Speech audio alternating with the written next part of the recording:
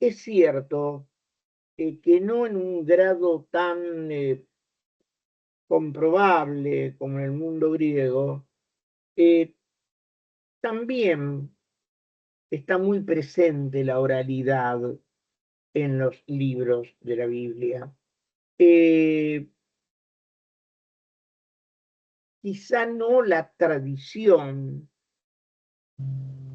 eh, pero en la manera de plasmar, cuando llega el momento de la escritura, esos libros, uno ve las reiteraciones, uno ve la justaposición, uno ve el estilo propio de la oralidad. Eh, lo que ocurre es que quizá por el tipo de escritura, que es la hebrea, eh, no tengamos los matices psicológicos que sí hay en los héroes griegos, porque es muy difícil identificarse con algún héroe bíblico, ¿no? Porque hay una distancia que no hay con un Aquiles y demás, ¿no? Mm. Eh, Bueno, en un sentido fuerte de la palabra, no hay héroes bíblicos. no, no. No hay alguien que enfrenta al destino, se opone a los dioses, digamos, aceptan o no esa alianza, digamos, pero no se oponen, digamos. La historia de Adán, de Caín y Abel, la historia de Job, la historia de Moisés, la historia de Jonás. Ninguno es un héroe, ¿no? En tu caso, aceptaron o no aceptaron, y viven las vicisitudes de eso y esa aceptación, ese pacto, esa alianza, pero no hay un Dios con el cual deban cotejar fuerzas y demás, ¿no? O sea, es otra historia, la historia de una piedad, una elección, ¿no? En cambio, para los griegos sí, y conviven y se pelean y van al combate con ellos y son iguales que ¿no? Los dioses griegos son humanos inmortales y felices y caprichosos y todo lo demás que tienen, digamos, ¿no? El dios se vuelve abstracto, personal pero abstracto, ¿no? No está como guía el libro sagrado, Walter. Claro, no hay un Es, libro. Bueno, ahora, claro, es una religión sin libros, digamos, sin textos. De allí quizá podamos encontrar una clave para explicar posteriormente, en la época clásica, y esto hablaría de una continuidad, la proliferación de sistemas filosóficos.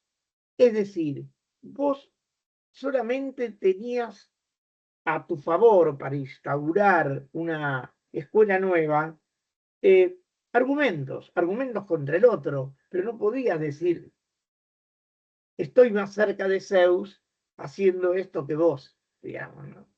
sí, la autoridad de Zeus no invalidó la aparición del Logos, ¿no? Creo que es bonita ese fragmento de Heráclito que dice, eh, uno, lo único sabio, quiere y no quiere ser llamado con el nombre de Zeus. Creo que es un fragmento que dice algo así, ¿no? Sí, esa erupción del Logos, de ese uno, de esa ley, eh, quiere tener la fuerza de Zeus, pero no quiere emparentarse con el mitos, ¿no? Y no invoca a Zeus, o sea, lo invoca paradójicamente a Zeus. Dice, la eficacia de Zeus que gobierna, que es el uno del Olimpo, pero no es un uno mítico, es decir, caprichoso, ambivalente, contradictorio. No. Estamos efectivamente ya en presencia de lo que se ha dicho, pero medio desde una fórmula agustiniana, digamos, ¿no?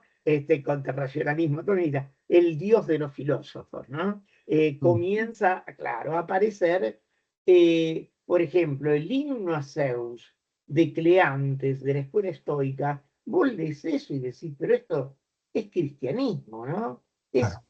maravilloso, maravilloso, ¿no? Eh, No, pero el mismo ser de Parménides ese ser que tiene las condiciones de ser único, eterno, inmóvil, inmutable, infinito, ¿no?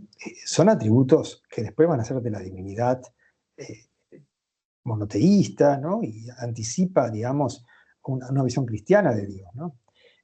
Se parece mucho a cuando se le aparece Jehová o Yahvé a Moisés, y cuando Moisés le pregunta quién sos, le dice, ¿cuál es tu nombre? ¿No? Dice, soy el que soy, ¿no? O sea, Ego sum qui sum. Eso es a la es latina. una respuesta parmenidia, digamos, ¿no? Le da, Bien. ¿no? Sí, pero no es un Dios que vas a arrodillarte a rezar, ¿no? En los griegos, ¿no? Es un Dios abstracto, es un Dios deducido, lógicamente, por los principios lógicos, ¿sí? El principio de identidad, de no contradicción, de ser excluido, o sea, no es un Dios de la fe, ¿no? Ni tampoco que va a convivir con el ser humano, está en otro plano, ¿no? El ser humano ya no está más ahí, ¿no? Frente a la metamorfosis, digamos, previa de los griegos. En la Ilíada Odisea, los dioses están permanentemente en una relación múltiple, ¿no? Son facultades, la memoria es una diosa, la aurora es una diosa, el viento es un dios, Apolo es la inteligencia, el sol y un primo de Aquiles, ¿viste? Puede ser cualquier cosa, ¿no? Entonces, claro, esto, el dios cristiano, el dios judio-cristiano no se va a emparentar con eso, ¿no? Va a salir de allí. Lo que sí va a mantener es un rasgo personal, es un dios personal. Esto sí es bueno, a ver que entrar en temas más teológicos, ¿no? Pero la defensa de un dios personal para la tradición judío-cristiana es muy importante, ¿no? No Trabajó es mucho, sí, ¿sí? con Baltasar. En la época en que frecuenté, eh, creía ver en la relación de Atenea con Telémaco o con el mismo Ulises, unas relaciones propias de la divinidad cristiana con el creyente, ¿no? Sí. Bueno, sin duda que se pueden emparentar, pero en la visión global faltan varias cosas, ¿no? Sí. Faltan varias cosas, falta una omnipotencia total, bueno, no puede convivir ese con otros dioses, ¿no?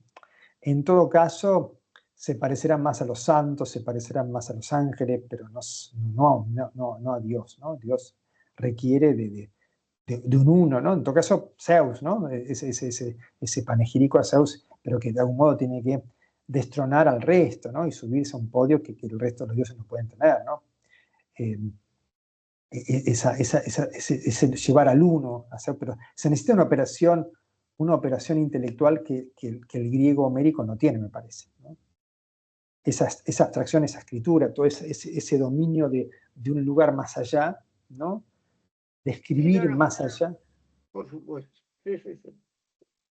Sí, porque llegado el caso, una gran escritura son las ideas. Las ideas de Platón están escritas en topos uranos, por así decirlo, ¿no?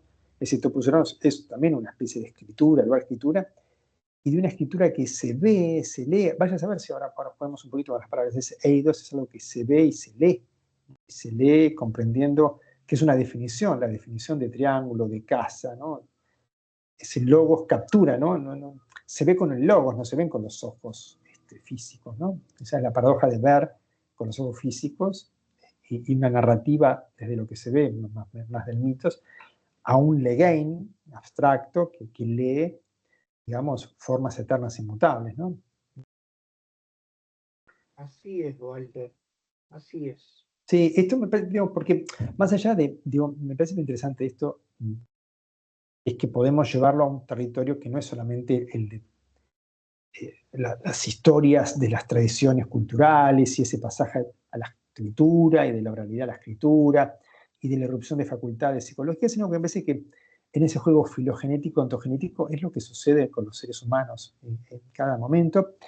Y tal vez, siendo ahora bastante contemporáneos, que necesitamos un pasaje por lo análogo de la narrativa mítica, esa narrativa difusa, amplia, de personajes que adquieren múltiples funciones, a una narrativa lógica, una narrativa, ¿no?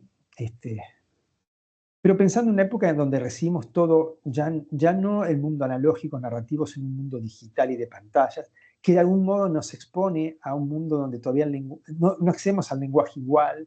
Acá aparecen otros problemas, que por eso motivo otras conversaciones, pero no dejan de ser, me parece, temas interesantes para pensar hoy, cómo la cultura de hoy está armando una paideia que no tienen el eje en la narratividad del lenguaje, ¿no? Una narratividad de otro orden, otro tipo de estímulo, otro tipo de llegada, ¿no? Que de algún modo paradójicamente nos acerca un poco a una cosa más esquizofrénica, de muchas imágenes alteradas, donde no hay un yo que pueda organizarse en la narrativa, ¿no? De hecho, bueno, yo creo que hay mucho juego con respecto a eso, habría que analizarlo y descubrirlo y ejemplificarlo mejor, pero en todo esto me parece que todavía estas reflexiones nos pueden ayudar un poco a pensar qué sucede en la actualidad, donde recibimos otra vez narrativas visuales muy fuertes, donde lo que decimos que es el yo es en realidad esa profusión de imágenes y de narrativas que nos vienen dadas de afuera, ¿no? Hoy las redes sociales entienden muy bien esta lógica narrativa parecida un poco a esas narrativas donde fuerzas externas te estimulan y te dominan, ¿no? ¿Y quién es ese que narra y que es un yo, ¿no? Me parece que son todas preguntas que podemos todavía actualizar y pueden ser interesantes para pensar realmente, bueno, cómo se gesta una cultura, cómo se gesta una psicología, cómo se gestan vínculos, ¿no? Y me parece que no son cuestiones que han quedado solamente en el archivo de especialistas filológicos, me parece que son temas que todavía nos ayudan y deberían repercutir en la actualidad, ¿no? Pero me parece que especialmente este lugar del lenguaje y de la escritura, hoy la escritura es otro lugar hackeado, la memoria es otro lugar hackeado, ¿no? Y ya que estamos, la erupción de estas inteligencias artificiales que hablan, ¿no? Que saben hablar, que ya no nos relacionamos con una especie de código matemático y preciso, ¿no? Ya hablan y nos entienden la narrativa que empieza a tener todas las fluctuaciones del lenguaje hablado. Todavía, digamos, hasta hace un tiempo, pedir a Google algo tiene que tener mucha precisión, no te entendía, rápido. Si vos no pedías precisamente, no te entendía. Imaginaba si te habías equivocado o no y te sugería a ver si es esto. Hoy ya te entienden, a no ser que digas algo muy vago y muy raro, pero te entienden prácticamente tal cual hablamos, ¿no? Entonces empieza a ser más un habla que una lengua, ¿no? Y esa conquista, entre comillas, nos abre una serie de interrogantes, ¿no? Acerca de quién habla y con quién hablamos, ¿no? ¿Quién es ese otro en un supuesto diálogo, ¿no? Pero bueno, eso dará lugar a otra charla, Ángel, ¿no? Por ahí podemos hacer otra charla en donde nos preguntemos por estas cosas en el mundo contemporáneo, a ver qué analogías generamos y qué efectos tienen, ¿no? Un lenguaje muy venido de la pantalla, ¿no? De la imagen mitológica, pero la imagen mitológica es muy fuerte, ¿no? Es muy lindo ese universo donde, decía yo, me parece que ese mundo narrativo, imaginativo, homérico, ha sido el caldo del cultivo después de una cultura donde la razón operó del mejor modo, ¿no? De experiencias humanas que han sido gloriosas, ¿no? Digamos, ese siglo V griego ha sido un faro, un albor extraordinario, digamos, de democracia, de cultura. Desde luego, lo miramos con nuestros ojos y también le hacemos correcciones y miramos ciertas brutalidades también, pero si lo ponemos en contexto, es un salto impresionante, inimaginable, ¿no? Todavía es un faro realmente notable, pero el proceso me parece que sigue siendo también algo a tener en cuenta, ¿no? Mira, incluso eh, hay episodios en el propio mundo clásico, eh, ahí cuando Sócrates estaba transitando, Sófocles, bueno, Atenas y demás, que hablan de la eh, difundida creencia en los dioses, y alguien podía decirte, vía Palas Atenea, digamos, en el cuerpo de una muchacha hermosa, por ejemplo, ¿no? Y ninguno, como en la disculpa de Agamenón, pensaba que lo que estaba diciendo era una locura, ¿no? Eh, eh, Sí, bueno, para admitir que es una locura, primero tenemos que admitir que es la normalidad, que es una línea fija que distingue una narrativa de un yo coherente y análoga a lo que debe pasar a otro y otra que tiene otros límites, otras distancias, y esa idea fuerte de yo, no yo, ¿no? Que impacta en muchos lugares, por ejemplo, la propia idea de cuerpo, ¿no? Bueno, da para otra charla, el soma es un cadáver, no es un cuerpo orgánico, un cuerpo articulado. ¿A qué autor citaste hoy que dijiste que debajo de eso, Foucault, debajo de Foucault, ¿no? El cuerpo utópico, ¿no? Ese hermoso texto, lo narra muy bien, ¿no? El cuerpo utópico. Bueno, Bueno, Ángel, Walter. gusto charlar con vos siempre, ¿eh? Qué Hermoso. lindo, che. Bueno, estamos en contacto y revivimos en algún momento